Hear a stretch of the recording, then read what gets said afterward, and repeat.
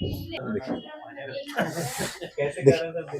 हम लोग पिछले क्लास में थर्मोकेमिस्ट्री में थोड़ा सा बचा हुआ था, है ना।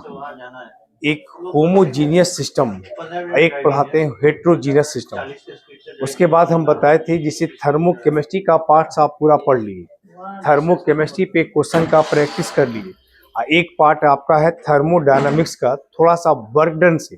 तो आपको जो असाइनमेंट जो दे दिए ना सर, वो पूरा फिजिक्स वाला वो पार्ट, जो थर्मोडायनामिक्स का जो पार्ट है उसका असाइनमेंट पूरा वो दे दिए। तो उसमें थोड़ा क्वेश्चन बनाने में दिक्कत होने लगा।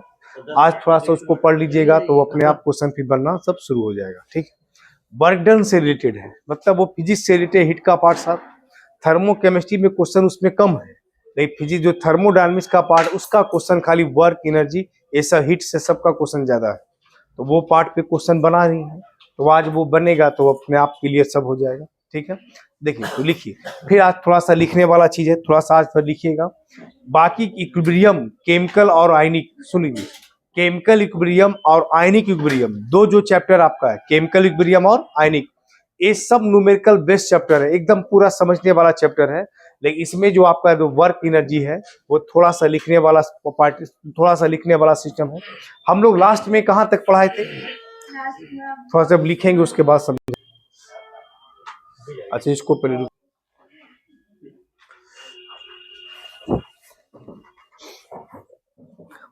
देखिए, सुनिए, छोटा सा टॉपिक है ये भी। देखिए बर्डन से, जो आपका जो असाइनमेंट है वो सब बर्डन से रिलेटेड सब मिला हुआ क्वेश्चन का। देखिए सुनिए, होमोजीनस क्या है ना, हम लोग कहते हैं the system which is uniform through out.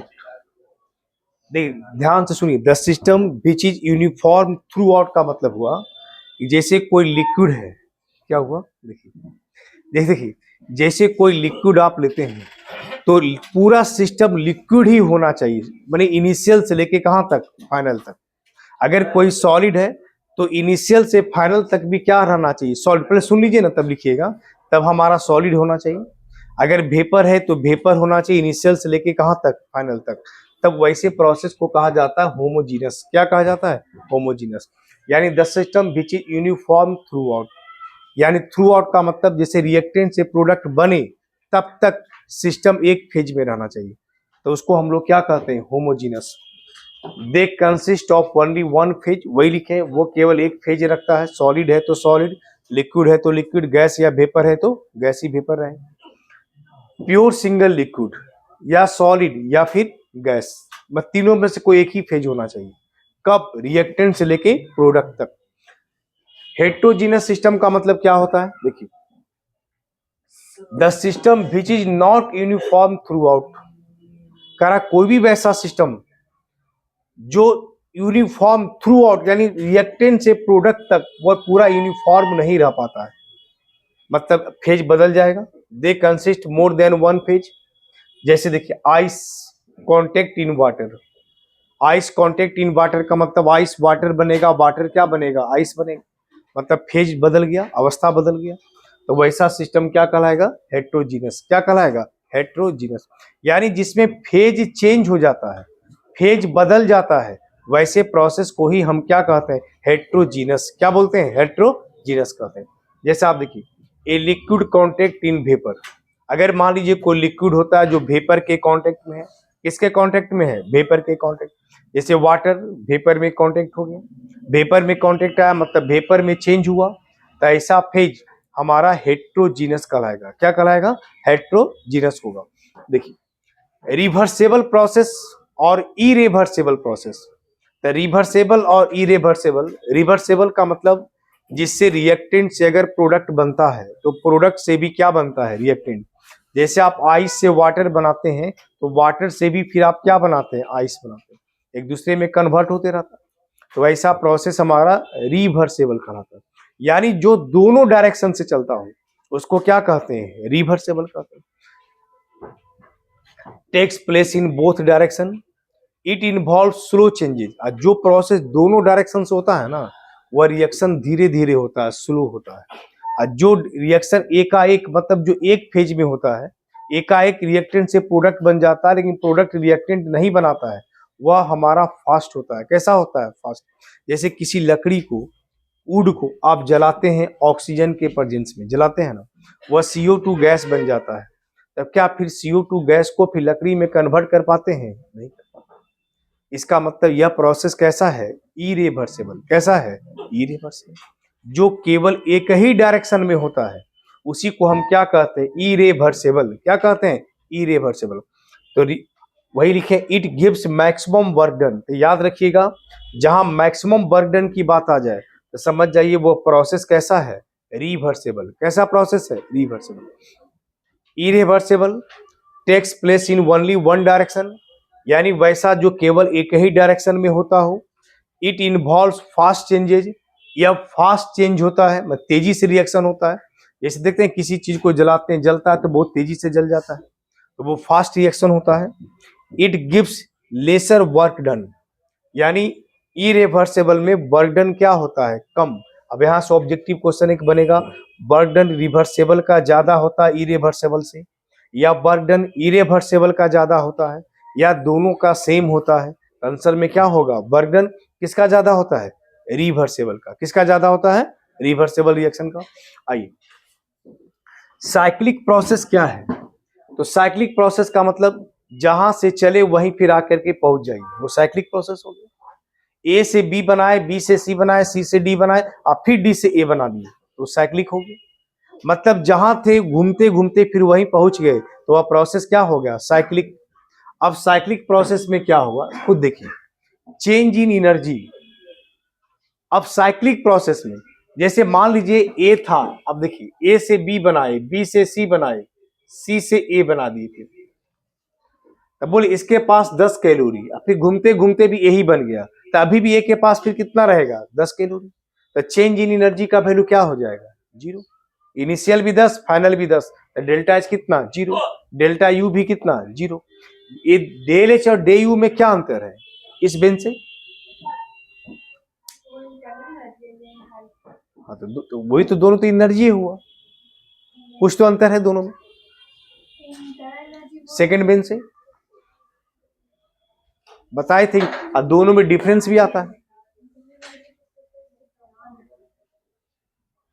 थोड़ा, एक वर्ड तो अंतर ही है हमारा। इधर से कोई,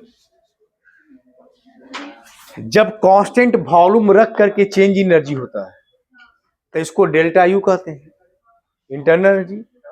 ये भी इंटरनल एनर्जी है, इसको एंथैल्पी कहते हैं। और जब प्रेशर कांस्टेंट रखते हैं, आप प्रेशर कांस्टेंट रखते हैं तब जो एनर्जी का डिफरेंस होता है उसको डेल्टा एच कहते हैं। नहीं बताए थे? At constant volume at constant pressure, दो अंतर था हमारा। कांस्टेंट वॉल्यूम रख करके जो एनर्जी का डिफरेंस होगा उसको डेल यू कहते हैं। अब प्रेशर कांस्टेंट रहता है तो क्या कहते हैं? डेल एच कहते हैं। अब दोनों का एक डिफरेंस भी होता है, दो एक दूसरे में कन्वर्ट कर सकते हैं। फॉर्मूला एक बताए थे कि डेल्टा एच बराबर क्या होता है? डेल्टा ई या delta U plus delta NRT. ये फॉर्मूला था। डेल्टा एच बराबर क्या फॉर्मूला था? Delta E plus delta NRT formula भी था। I, heat is absorbed by the system. अगर मान लीजिए हीट एब्जॉर्ब किया जाता है किसी सिस्टम के द्वारा तो उसका हीट क्या लिया जाता है? पॉजिटिव। अगर मान लीजिए हीट गिवन किया गया सिस्टम के द्वारा, सराउंडिंग में दिया गया, तो उसका हीट क्या लिया जाता है? Negative. Work done on the system, तो सिस्टम पर वर्क डन अगर करते हैं तो वर्क डन क्या लेते हैं? पॉजिटिव। और सिस्टम के द्वारा वर्क डन होता है तब क्या लेते हैं? निगेटिव। अब आप ये बताइए, सिस्टम पर वर्क डन और सिस्टम के द्वारा वर्क डन, तो सिस्टम पर वर्क डन का मतलब क्या होता है? What is system on the work done?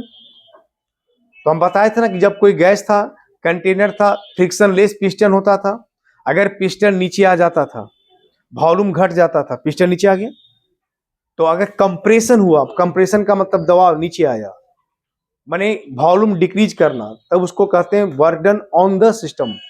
अगर कोई एक्सपेंशन का केस होगा, एक्सपेंशन का मतलब वॉल्यूम बढ़ जाना, मतलब पिस्टन ऊपर उठ जाएगा, तब हम कहते हैं सिस्टम के द्वारा वर्क डन होना। किसके द्वारा? सिस्टम के द्वारा वर्क डन हो। आइए, energy of the system increases, तो delta U positive. Energy of the system decreases, अगर सिस्टम का एनर्जी डिक्रीज करेगा तो हमारा डेल्टा यू क्या होगा? Negative. Energy of the system increases, delta U positive. Energy of the system decreases, delta U क्या होगा? नेगेटिव। ऐसे याद रखिएगा। In the case of expansion, expansion होगा तो निश्चित है फाइनल वॉल्यूम बढ़ेगा, तो फाइनल वॉल्यूम बढ़ेगा तो V2 ग्रेटर होगा किससे, V1 से, और एक्सपेंशन होगा तो बर्डन कैसा आएगा, negative. In the case of compression, compression का मतलब दबना, यानी वॉल्यूम घटेगा, अब वॉल्यूम घटेगा तो V2 लेस देन होगा किसका, V1 का। तो work is done on the system, इसका मतलब सिस्टम पर बर्डन हुआ, और सिस्टम पर बर्डन होगा तो बर्डन कैसा होगा, positive. Delta U equal to होता है Q प्लस W। अब देखिए where delta U change in internal energy, Q heat, W work done, और वर्क डन बराबर फॉर्मूला क्या होता है, P इंटू डेल्टा V। हम लोग जैसे निकालते हैं ना work done P into delta V, तो P तो हो गया प्रेशर, तो प्रेशर होता है एटमॉस्फेयर में, और डेल्टा V हो गया वॉल्यूम, वॉल्यूम होता है लीटर में, तो यूनिट आएगा लीटर एटमॉस्फेयर, क्या आएगा, लीटर एटमॉस्फेयर। तो लीटर एटमॉस्फेयर को भी जूल में बदल सकते हैं, किससे बदल सकते हैं, जूल में। तो यूनिट होता है, याद रखिएगा, 1 लीटर एटमॉस्फेयर, 1 लीटर एटमॉस्फेयर बराबर कितना जूल, 101.3 जूल, मतलब 101.3 जूल, यानी 1 litre atmosphere equal to 101.3 joule. 1 calorie बराबर कितना, 4.18 जूल, 1 कैलोरी इक्वल टू कितना, 4.18 जूल।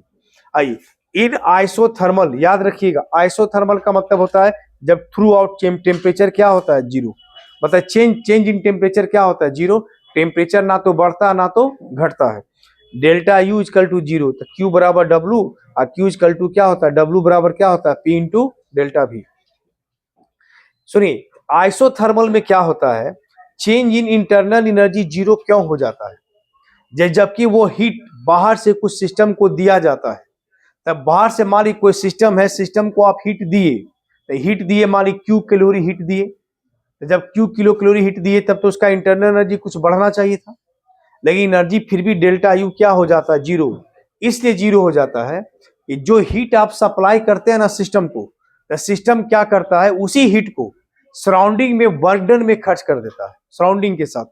जितना हीट आप दिए वह सराउंडिंग में वर्क डन में क्या करता है, खर्च कर देता है। इसलिए ना तो हीट लॉस करता ना तो हीट गेन करता, इसलिए चेंज इन इंटरनल एनर्जी भी क्या होता है, जीरो। तो याद रखिएगा आइसोथर्मल प्रोसेस में चेंज इन टेम्परेचर भी जीरो होता है, और change in energy delta U का वैल्यू भी क्या होता है, जीरो होता है। दोनों चीज याद रखिएगा, डेल्टा टी भी जीरो और डेल्टा यू भी जीरो होता है। चलिए लिखिए उसको, ये तो लिख लिए होंगे, ये भी नहीं लिखे अभी, लिखिए।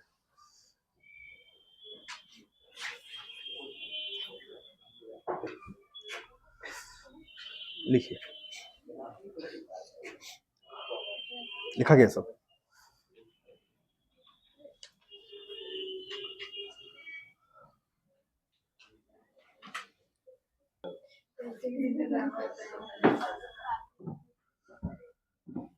देखिए अब नहीं, इधर का पहले मिटाते हैं,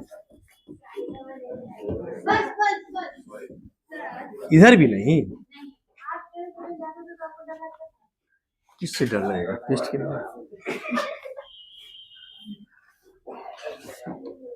देखिए सुनिए,